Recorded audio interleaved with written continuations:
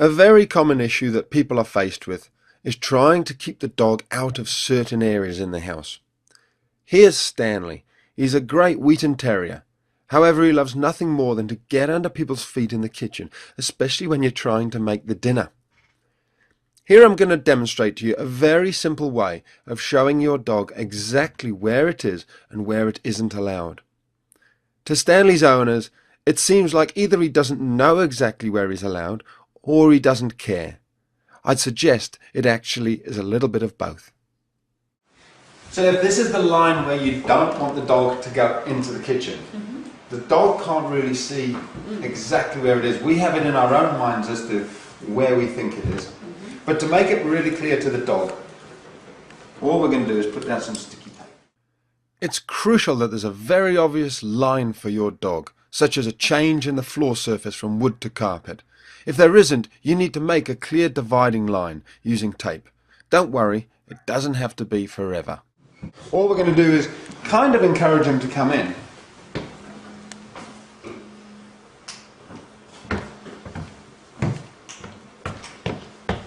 He already knows there's something up. There's a line there.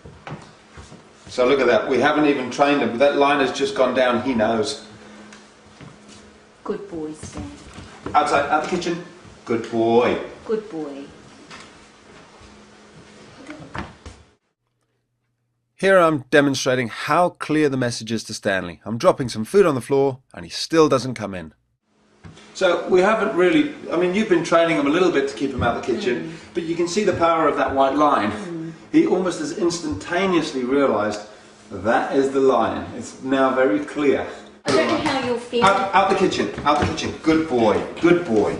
Okay, so out of the kitchen when he backs off, praise him. When he's out the kitchen, we praise him. Now what we don't want to do is get him to think that every time he comes in here, if we chase him out, he gets a treat. We want him off the line. So we're actually going to say, out the kitchen, good boy. We don't want him in the kitchen at all. And he's not allowed to touch that line with his foot. Because what dogs love to do is just edge further and further and further into the kitchen. That has said to him, you don't even stand on the line. Okay. And he's saying, look, oh. And you can see you can use any sort of energy to drive him out. Even just stamping your feet a little bit, moving towards him. Maybe, out the kitchen, out the kitchen. Are you making sure you don't look at him, or are you looking I'm not looking at him now to invite him in. Right. If you look at him, you invite him. So I'm deliberately ignoring him. And you can see he's good. Now, when he's being like that, that's a very good boy. He's been outside for a good long time, out the kitchen. So good boy, good boy. Very good boy, darling. A little bit further. Using this calm, consistent method, it'll take only a little time before your dog, like Stanley, will get the message and understand which side of the line that he's allowed on.